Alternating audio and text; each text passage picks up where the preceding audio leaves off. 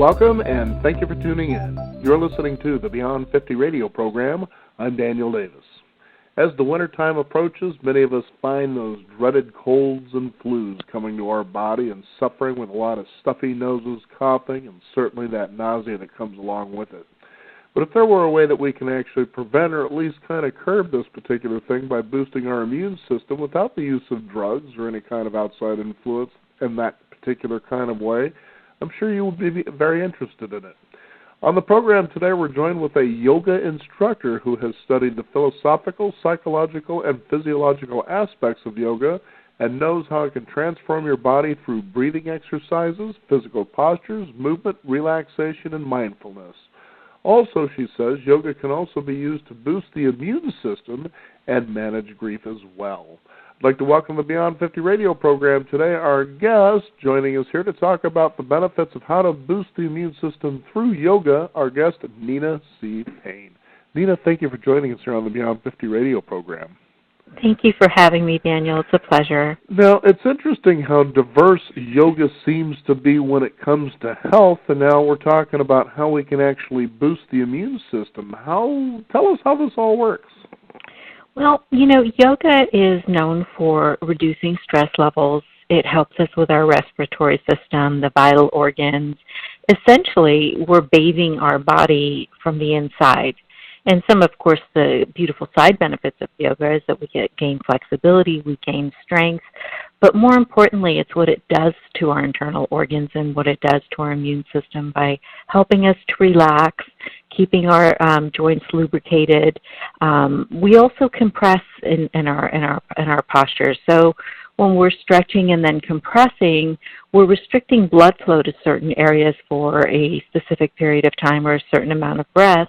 So when we release, fresh blood is rushing to that area and revitalizing and nourishing the organs there. Now, let's talk about the benefits of using yoga to help boost the immune system. I know you just kind of talked about that a little bit, but why is it that it's so effective?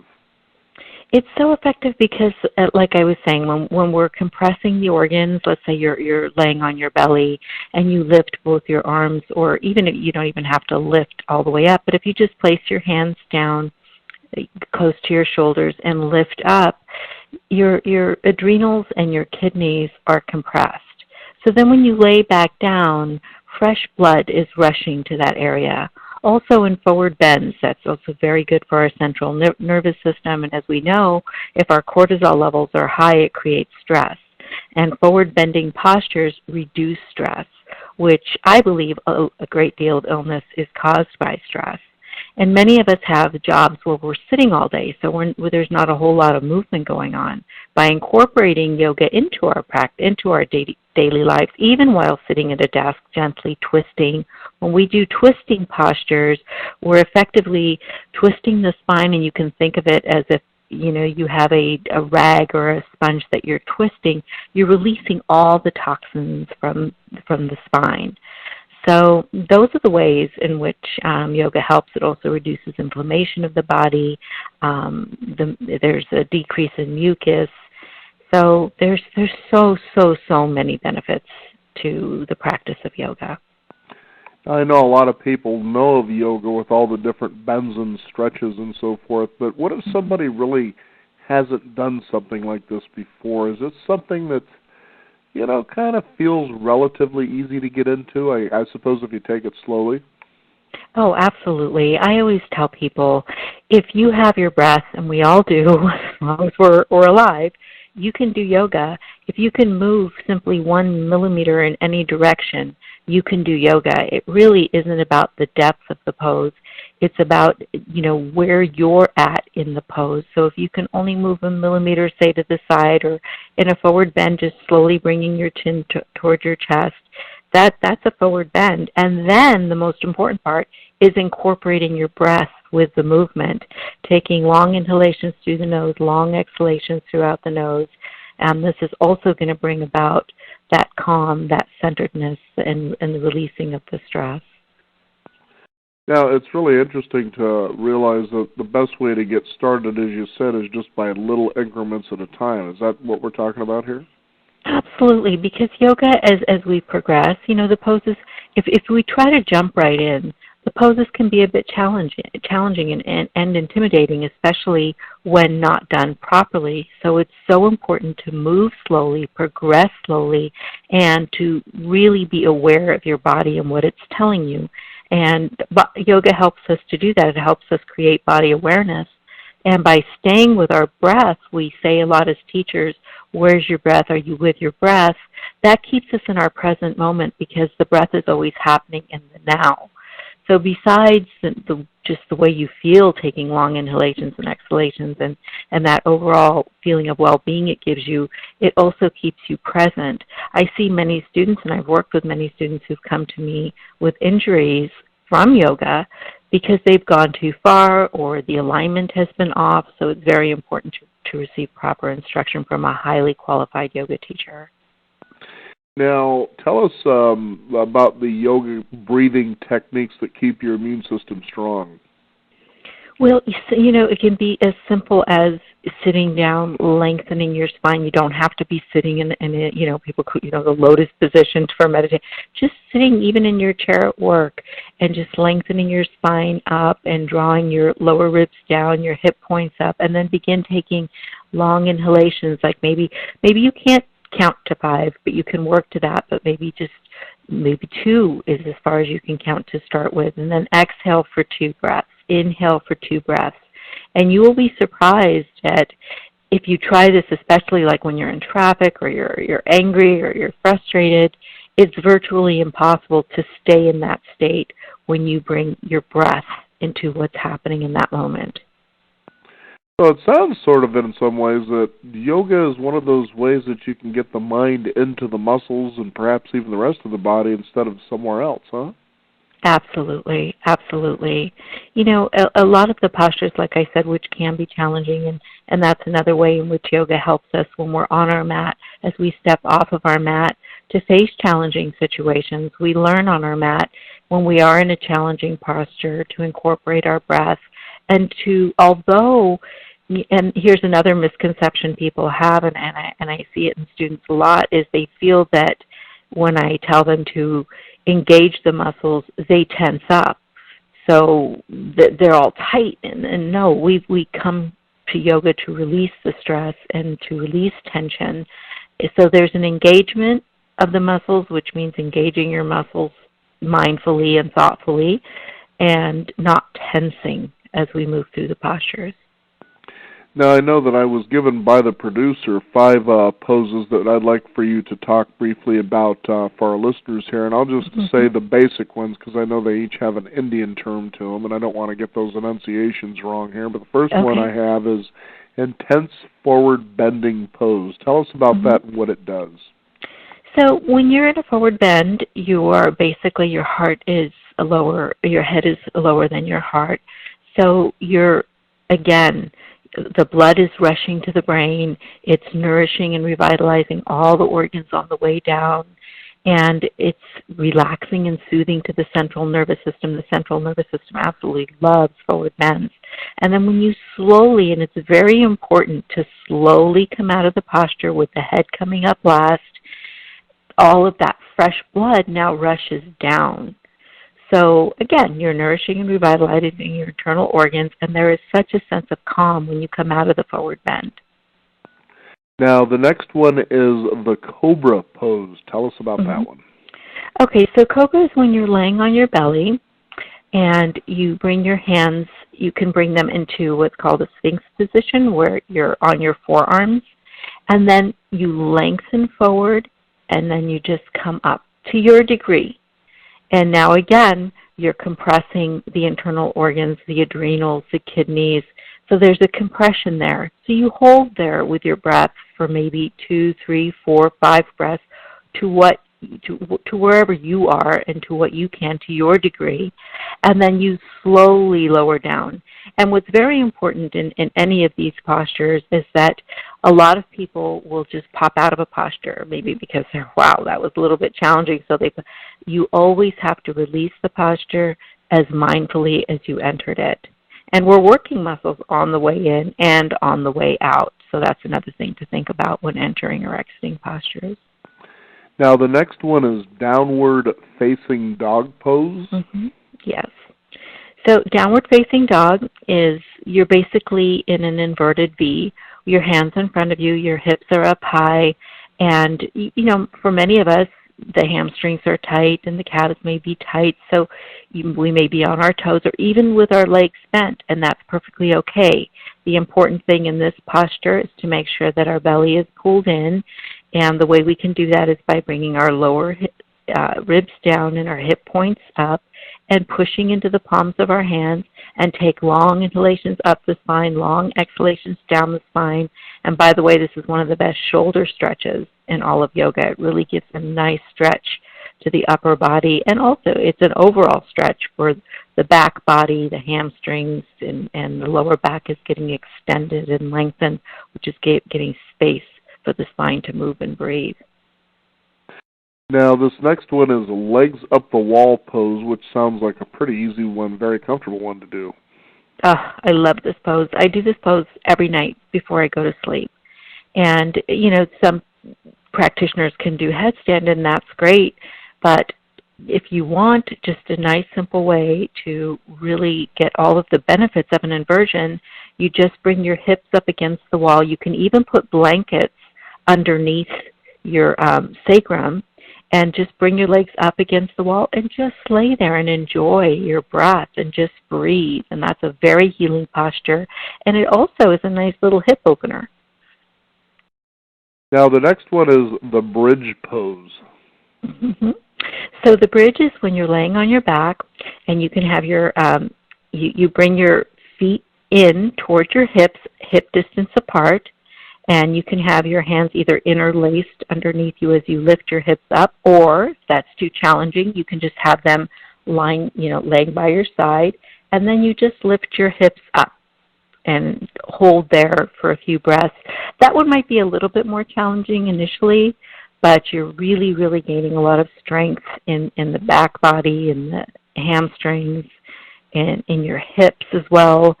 So that's another very, very good posture.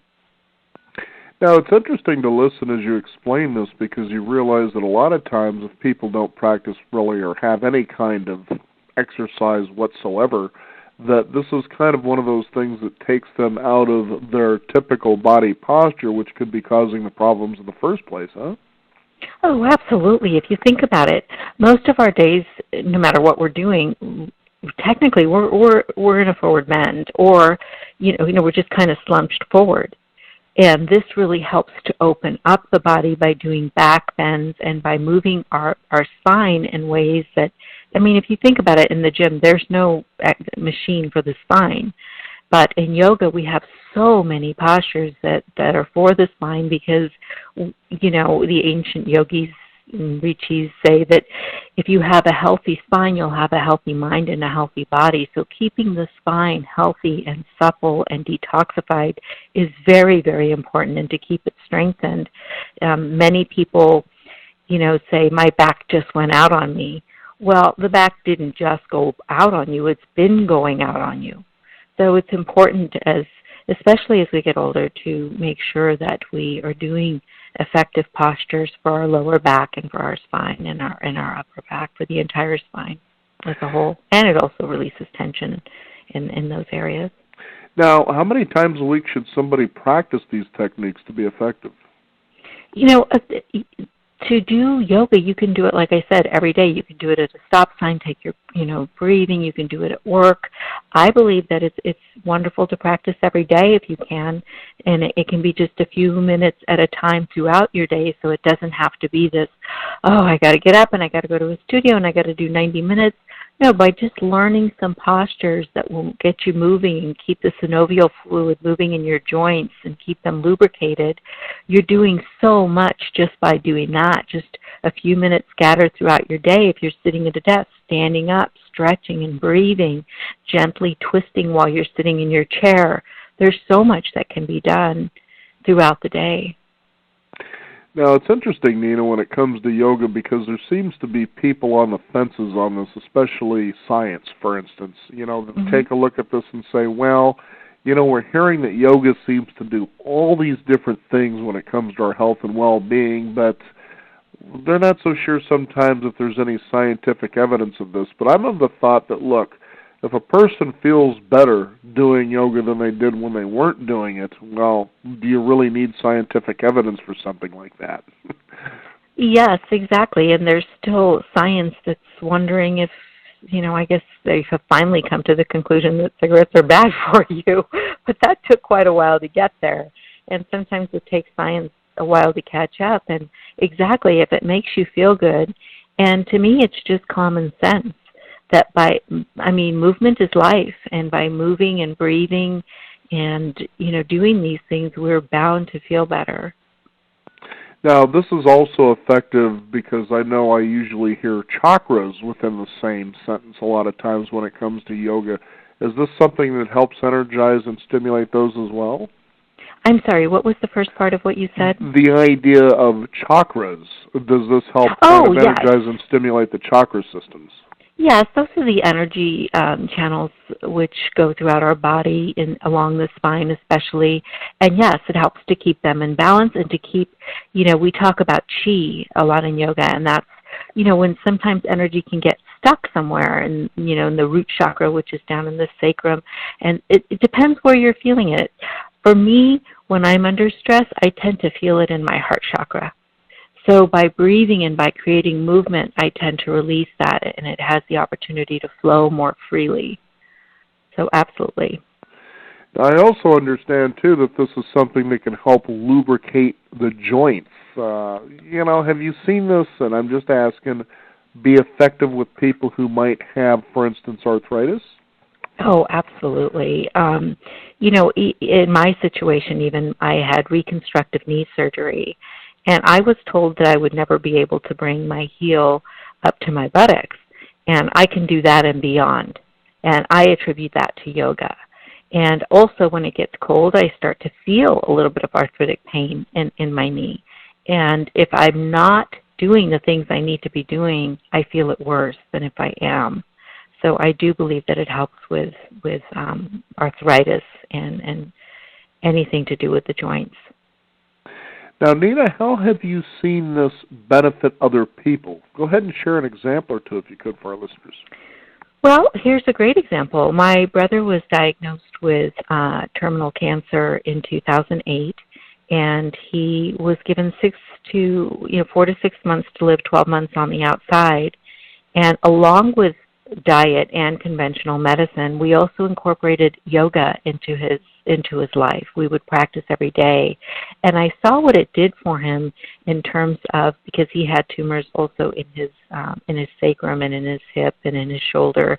I saw how it helped to relieve that pain and relieve that tension, and also to help him mentally deal and face the disease.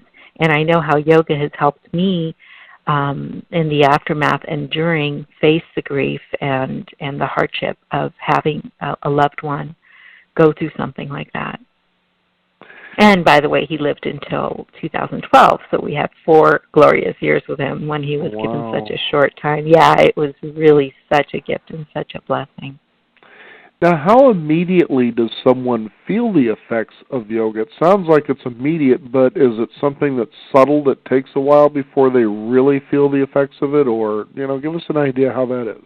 I honestly believe people can feel it right away. I mean, just by breathing and stretching and moving, again, like I said, to whatever degree they can. I feel it really is immediate. When you're just come out of a forward bend, you just feel this rush that comes over you. It's almost like this high. So I do feel it is. Now, really understanding the postures and understanding the alignment points, that takes time, and that takes years and years of dedicated practice. And so that's on the other side of it. So a dedicated practice, a disciplined practice, that does take time. But over time, you do begin to see an increase in flexibility and muscle tone, and it really is a wonderful thing to watch your body kind of, recreate itself. Sounds like the body gets very excited about this too, doesn't it? Yeah, I do. Yeah. Now, are there other benefits for the body when it comes to practicing yoga besides boosting the immune system? Well, like I said, you gain flexibility, you gain strength, peace of mind, clarity, balance.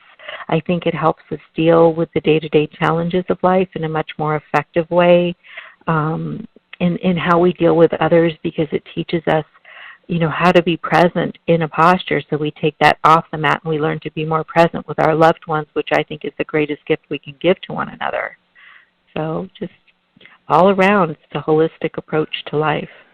Very good, very well said to it. I think a lot more people are becoming more and more receptive to that idea of the mind-body-spirit connection as they see that these aren't really separate components, but they're actually complementary and one and the same, aren't they?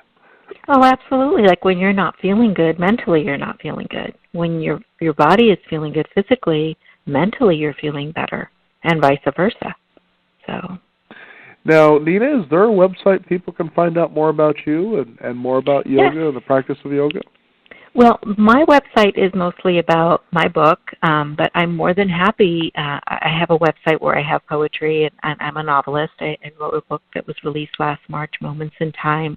My website is www.ninacpayne.com, and there's a link there where I can be contacted, and I'm more than happy. It doesn't have to be about questions about my book, but just any questions about yoga, and soon I will be starting a website about yoga and all of its benefits. Well, tell us about your book. Is that about yoga? Well, it's interesting because my book is about what I had just talked about. It started out as a nonfiction story about my brother who was diagnosed with cancer, and it was just too difficult to write about, so it took on this turn and became, yoga is the backdrop, and yoga is discussed in the book, but it became this novel, a fiction story about a woman who is a yoga practitioner, mother of two, married for many years, who starts feeling these sparks of desire for her yoga instructor, and again with the reminder that she's been married for 15 years.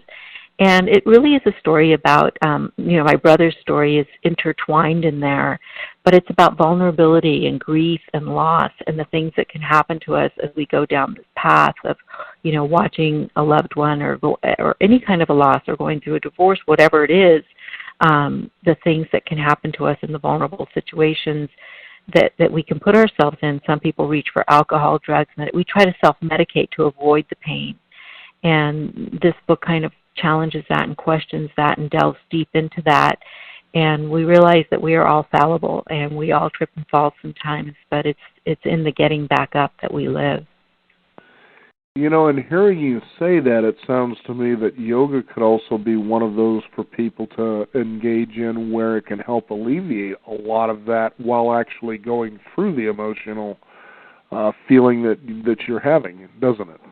It sure does, and that's what I work with now. I work with people who, caregivers and cancer patients and people who are going through those challenges, and it does help them mentally as well as physically, but mentally it really does help the process of grief and loss.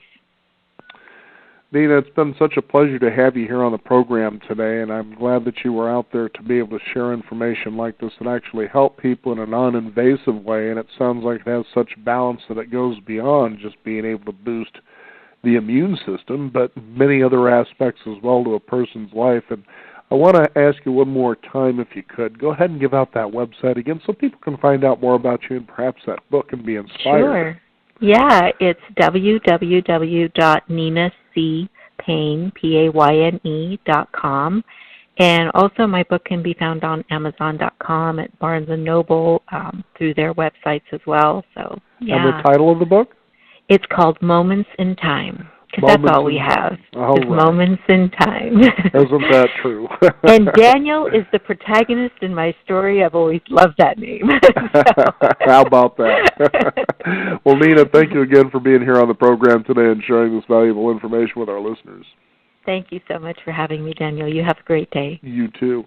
We want to thank you, the listener out there, for tuning in. You can discover more by following us on Twitter at Beyond 50 Radio, as well as Facebook, Visit us also at our website at beyond50radio.com. Sign up for our weekly e-newsletter as well. I'm Daniel Davis. Thank you for joining us. This is the Beyond 50 radio program, and remember, live your day past halfway.